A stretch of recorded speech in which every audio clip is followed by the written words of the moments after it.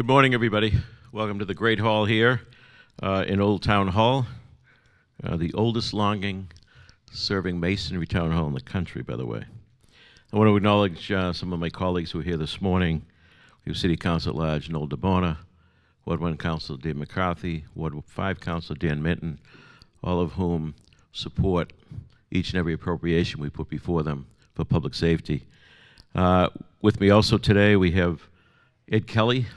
He's the General President of the International Association of Firefighters, Boston firefighter, who rose to the ranks, the highest ranking and leader of our international firefighters. Tom Bowes, who's President of Local 792. Rich McKinnon, President of the Professional Firefighters of Massachusetts. I know we have other 792 members here, certainly members of the department here. We have two folks from our legal world I want to mention, our own city solicitor, Jim Timmons, and the Honorable Dan O'Malley, retired justice, both of them working hard on this case, looking at these issues in great depth. So we've long known the risks our firefighters take every day, protecting lives and properties of our citizens. In recent years, thanks to the work of people like Ed Kelly and the IAFF, our State Firefighters Union and our local union, and I also give a shout out to former Boston Commissioner Joe Finn, we come to know the risk of occupational cancer and other illnesses that are associated for our firefighters when they're in direct contact with all kinds of materials and chemicals in the incidents they respond to. The rates of occupational cancer rates for firefighters are truly stunning. For a number of specific cancers, the risk is double the average person. Cancer is the leading cause by a long shot of line of duty deaths for firefighters. Working together with the men and women of Local 792, Quincy has taken the lead among communities across Massachusetts in reducing cancer risk for our firefighters. Specifically, installing industrial cleaning machines called extractors and new shower rooms in our firehouses to make sure they can immediately clean themselves and their gear following an incident. For many years, I come back to the firehouse and sit in that gear and not realizing the exposure and the damage that the chemicals in that gear could be doing to their person. Even more recently, the union has taken a hard look at the turnout gear. We know what turnout gear is, but for those that don't, there's a piece of it right here. It's the gear firefighters wear. It's really their first line of protection when they're going to a scene. And we've had some new gear that we purchased in recent years. And over the years, it was learned that there were chemicals in that gear known as PFAS, which is known as one of the forever chemicals. And it stays persistent in the environment. Not a good thing. So, you know, when we bought new gear and we looked at these issues, it's truly outrageous to me and deeply troubling that we stand here today to talk about the new gear we bought, sold to us on the premise that had no PFAS in it, PFAS free. That's how it was advertised. It was recently independently tested and came back highly positive with PFAS components in the gear. Outrageous. Everything we're doing as a community, and I'm sure mayors and chiefs across the state feel the same way. We're trying to do everything we can to mitigate the risks and protect our firefighters. And we know they take great risk. And that gear is that first line of defense.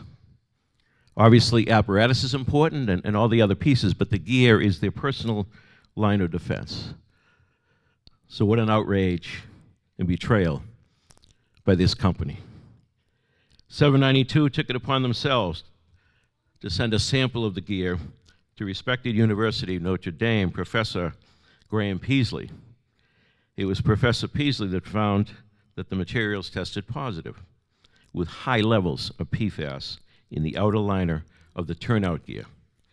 And once again, we recently bought a number of these gears for our firefighters. I think right now it's 30 sets of gear we bought with this that we know of. and we are doing some other work to test other batches. But our work is just beginning. This is going to be more testing. We have already sent out 5 other sets to another independent testing company. We're going to find just how far back and how widespread this issue has become. We dedicated all the necessary resources to resolve this matter, up to including legal action, which we will take a serious look at against the companies that are responsible for the manufacturing and distribution of the turnout gear. We were sold a bill of goods, and it will not be tolerated. We do not know yet how many other departments are in the similar position we are, but we're going to find out. I do want to give a special thanks to Local 792 and its president, Tom Bowes, for taking the lead on setting a set of gear out. They had a hunch, and they did that. And I indicated to Tom immediately, we're going to come together and fix this and make this right. Whatever resources the city needs to take to protect you in your work each and every day. However, we're not going to let the manufacturer off the hook by any means. This is the very beginning of what's going to be, my guess is, a fairly lengthy process of getting it right. I'd ask this time Tom Bowes, the Local 792 president, firefighter for 25 years here in Quincy, come up and say a few words. Tom. Thank you, Mayor. Good morning. My name's Tom Bowes. I'm the president of the Quincy Firefighters Association, Local 792. I'm starting my 26 years as a firefighter next month. I've served as a chair union officer of Local 792 for almost 25 years now. As union leaders, the most important part of our job is to protect our members and their families. Over the years, I've watched the job evolve and have seen a lot of changes. One thing we have learned is the dangers of occupational cancer in the fire service, the worst part of the best job in the world. Over the past 18 years, Mayor Koch and the City of Quincy have invested millions of dollars in the fight against occupational cancer. There have been so many conversations between the mayor and city councilors with the union here in Quincy on how can we further protect your members. Back during our last major purchase of gear in 2019, we started hearing some rumors and seeing some things online about PFAS, known as forever chemicals, being put in our bunker gear in very alarming amounts. The committee that was formed to look into the gear started the process in 2018 and started asking gear companies questions about the chemicals. The companies all started to provide us with letters saying they don't use PFAS and we have nothing to worry about. They referred us to studies that were done by their industry people. We started hearing what has become the company line in their playbook for the last 7 to 8 years. If there is any PFAS in the gear, it's in trace amounts, and it is most likely caused from the byproducts of the production process. At the time, one company gave us a press release they had sent out in 2017 stating we had nothing to worry about because they use C6 now and not C8, and then went on to talk about how safe and PFAS-free C6 is. Now we have come to find out that C6 could actually be the reason for the toxins in our gear. Fast forward a few years to 2021 and the company invented a product online that's advertised as PFAS-free. So for the past few years, the City of Quincy has been purchasing these outer shells for our bunker gear under the assumption they were PFAS-free and we have nothing to worry about. The biggest worry in that time has been finding a PFAS-free moisture barrier for the gear. We have been fortunate to work with Fall River firefighter Jason Burns, who has a lot of knowledge in this subject.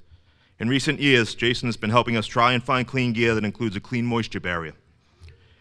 A few months back, in late April, Jason said, "I know a professor, Graham Peasley, out of Notre Dame.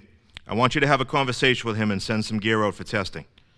I subsequently had a great conversation with Graham, and he said, "Send the gear out and they will test it for us to try and see where we were with the moisture barrier." When the gear arrived, Graham reached out and said, "Do you want us to test the outer shells too? It looks like it may contain PFAS." Obviously, we were shocked and outraged. We have bought those outer shells since 2023, specifically because they were advertised as PFAS-free for the past 4 years. He did the testing and called me with the bad news. The report was not good, and it clearly states that PFAS were intentionally added to the outer shells of the gear. Our gear that is supposed to be PFAS-free had 16,000 and 19,000 parts per million of PFAS respectively on the jacket and pants. Not to mention the gear is also loaded with bromine, which is a whole nother worry. This gear not only exposed the members wearing it every day, it's exposed to the members working at the stations and riding on the rigs, and potentially exposing family members if a member has the gear in their car to be detailed out to another company. Obviously, this was all very concerning. Immediately, I was on the phone with the PFFM and the IAFF, and I can't thank both of them enough for all they've done for us these past few weeks and months.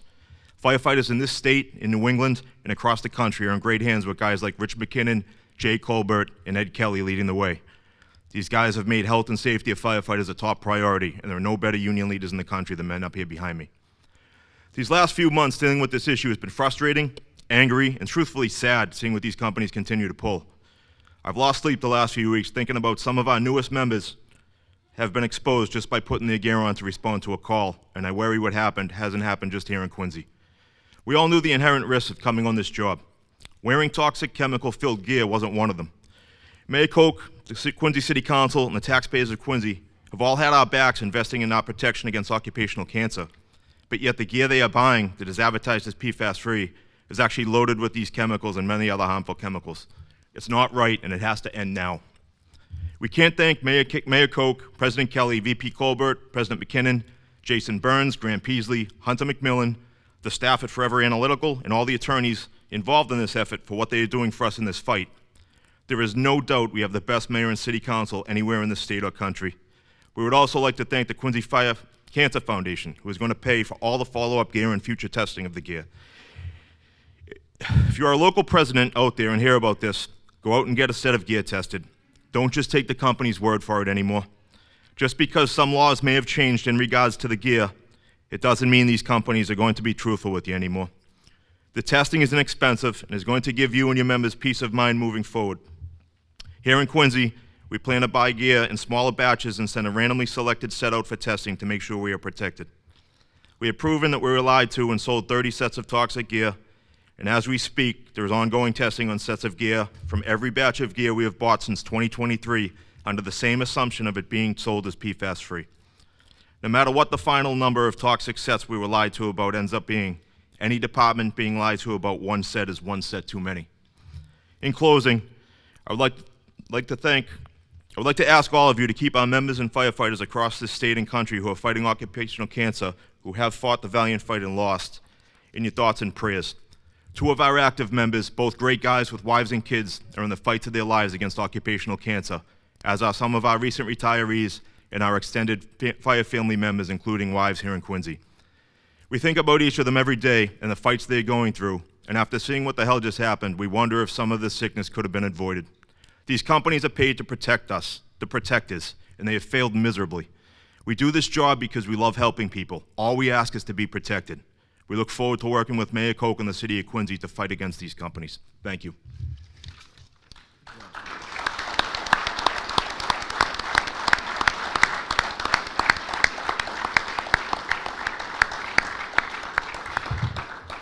Thank you, Tom. At this time, I'm going to ask Ed Kelly. Not only is he general president of the International, but he's a neighbor. He's a Boston Jake, still rides the trucks. Has been a tremendous leader, just as Tom just articulated, really to help mitigate those challenges firefighters face. So, Edzo, thank you for being here. Thank you, Mr. Mayor, and Tommy, great job. I'd like to recognize District Vice President Jay Colbert that's here with me to my left. Tommy mentioned Jay Burns, a Fall River firefighter who is also the executive director of the Last Call Foundation. Cancer is the leading cause of death in firefighters. And we know that PFAS is a carcinogen. It causes various types of cancers, including ovarian, non-Hodgkin's lymphoma, testicular cancer, breast cancer, to name a few. And that's not our opinion. The International Association, the International Agency for Research on Cancer, IARC, which is a division of the World Health Organization, has recognized it as such.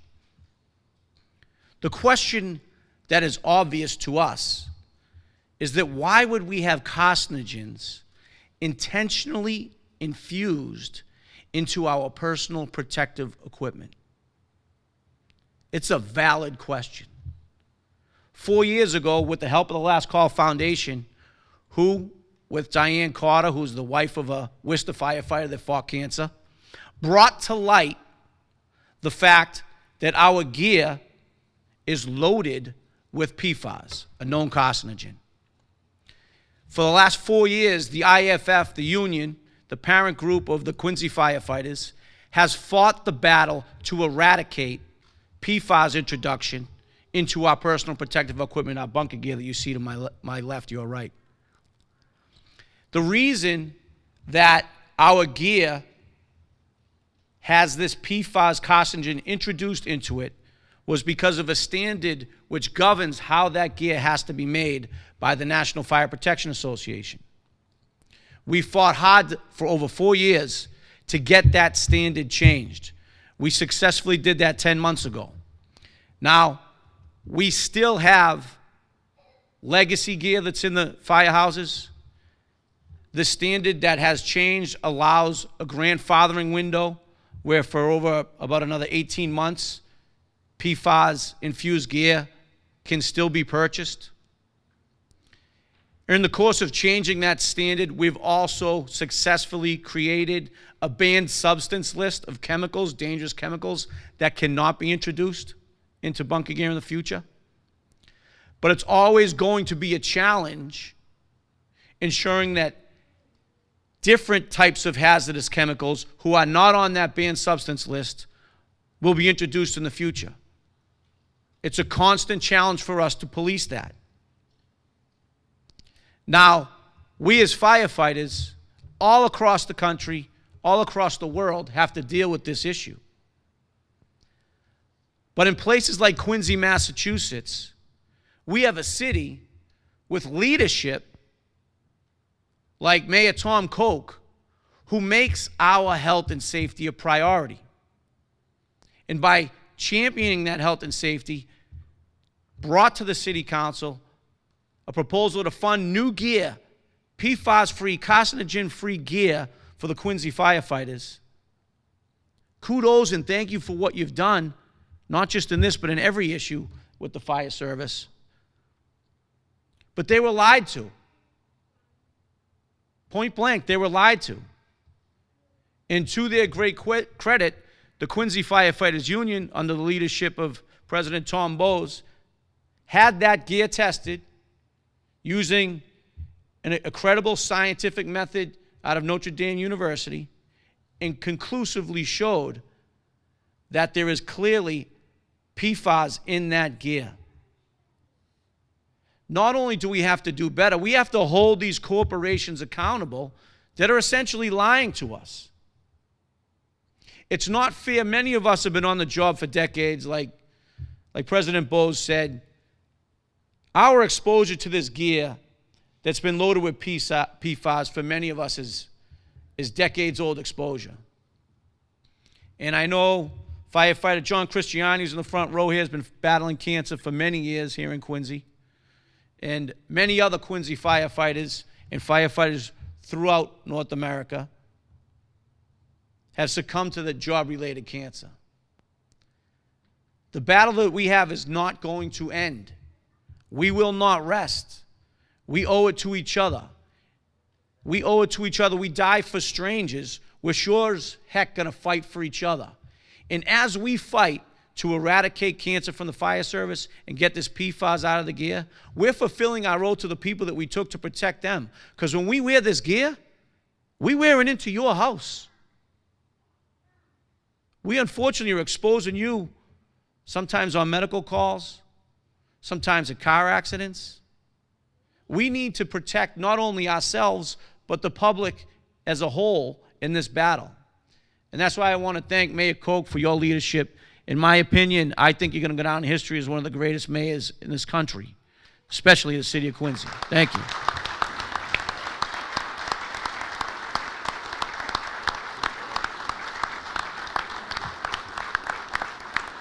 Thank you, Ed. So let me sum up by saying that we here in the city of Quincy, our legal team, the administration, work with the city council, we're going to do everything we can to hold these companies accountable for one. And further, I see a lot of our members out here. I will not stop whatever appropriation we need to do that, and also to provide the best gear we possibly can for you. As long as we know that gear does not have chemicals in it that put you at risk. So this is just the beginning of a fight. I'm grateful for the work that 792 and the International has done on this, assisting us in every step of the way. And I look forward to a good result for the firefighters of Quincy and across North America. With that, I'd be happy to open up the questions for either me or some of the union leaders. The question was, has a lawsuit been filed against Safety Components? Not yet. We're doing further due diligence, as was mentioned. We've sent other sets of gear out. We want to have all the best information we have going forward before that decision is made. But I can tell you the legal team is looking at that aspect of it.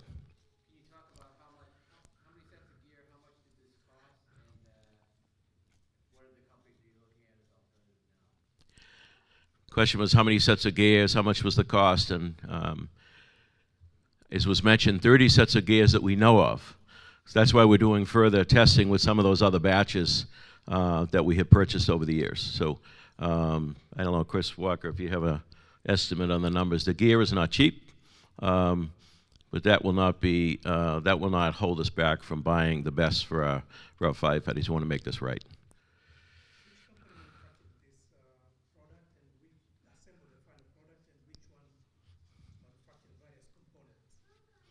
The question was which company provided the gear that has this PFAS in it, and I'd let Tom come back up and answer that. There's different layers. You have distributors, manufacturers, and within the manufacturers, there's other companies that contribute to the making of the gear. So it's not a simple answer to that, but there are other companies. I don't know if you want to add anything to that, Tommy. There you go.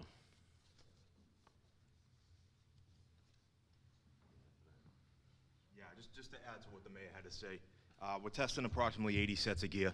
30 of we think are tested positive. We're pretty sure, according to this report we have. Probably close to $1 million is what the city spent since 2023 on the sets and the sets of gear. In terms of the companies, right now we're just looking into Safety Components, whose parent company is Elevate Textiles. That's it. Thank you. Did 80 include the 30 that have already tested? That's correct. Yep. Yep.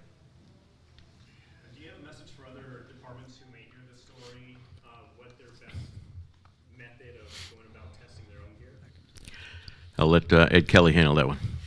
Thank you very much. As I said, the city of Quincy is leading the way, but this is not a Quincy-centric issue. This is something that impacts firefighters throughout the country.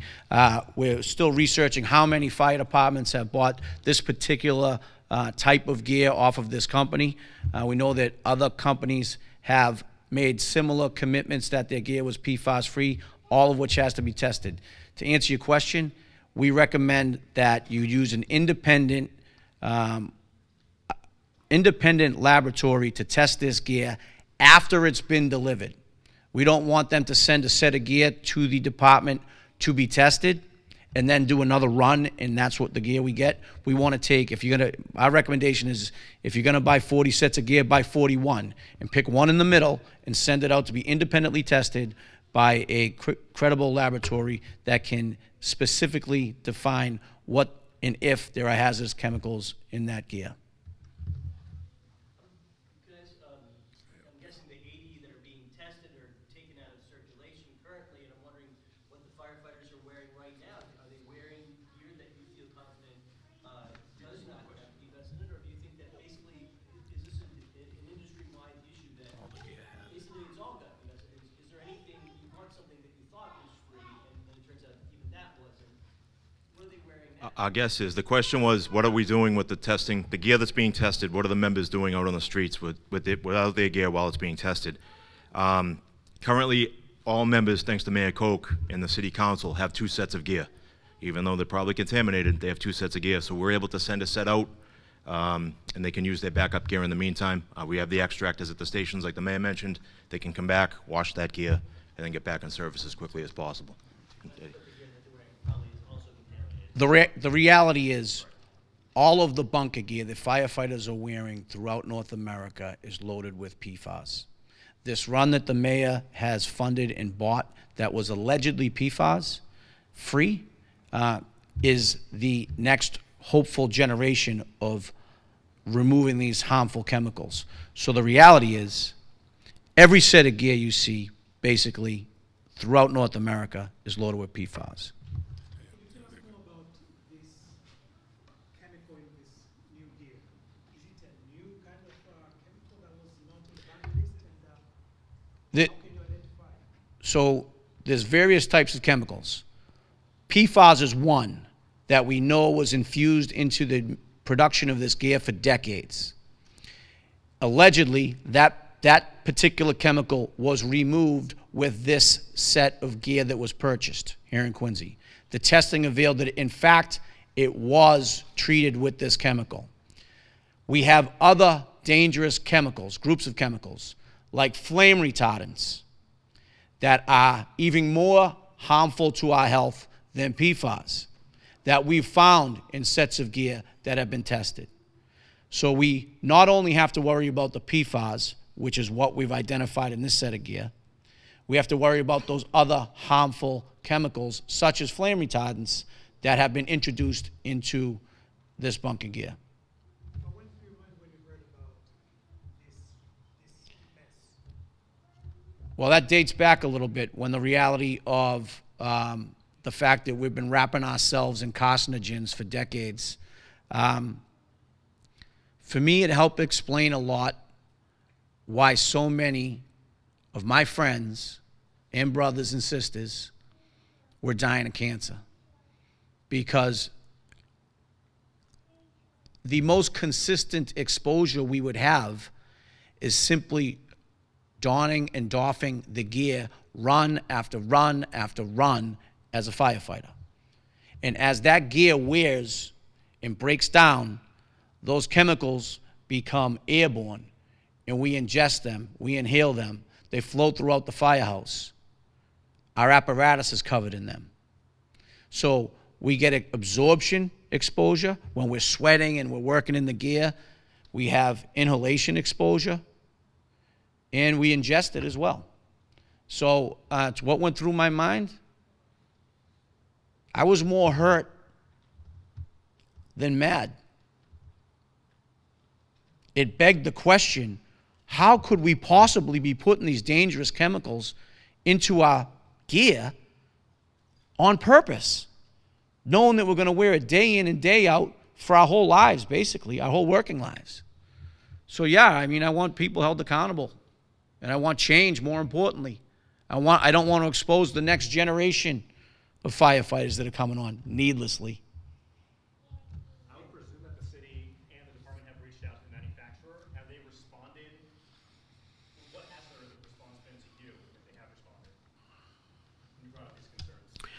We want to get our homework done completely. I know there's been some informal discussions with members of the department and the company.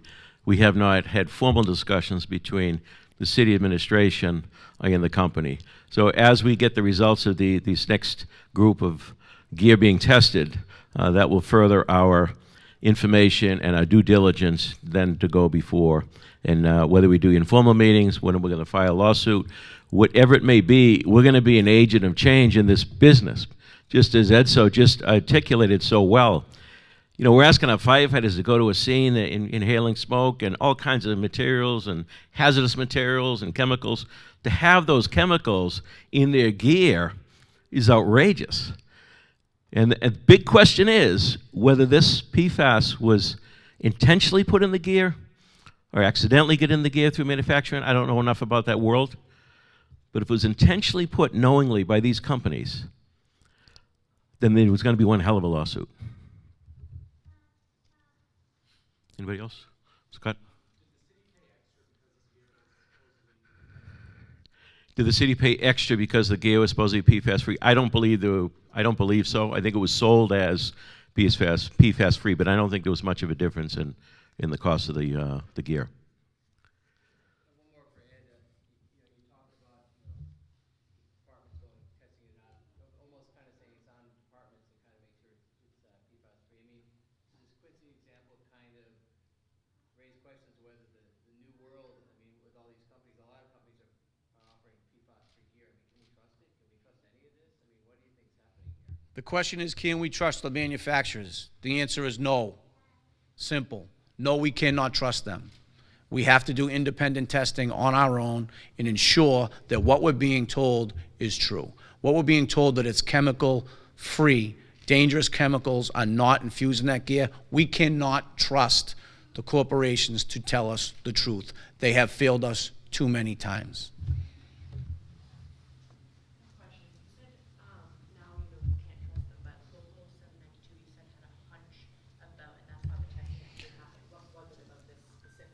I don't want to, so the question is, what drove Local 792's hunch? I think that we as the parent organization, the IFF, have been advocating for 4 straight years with all of our locals that you can't trust the corporations. You have to do your own independent scientific testing to ensure you're being told the truth. So we have been very vocal, encouraging our locals when they buy this new gear to make sure that they're getting what they paid for and aren't being lied to.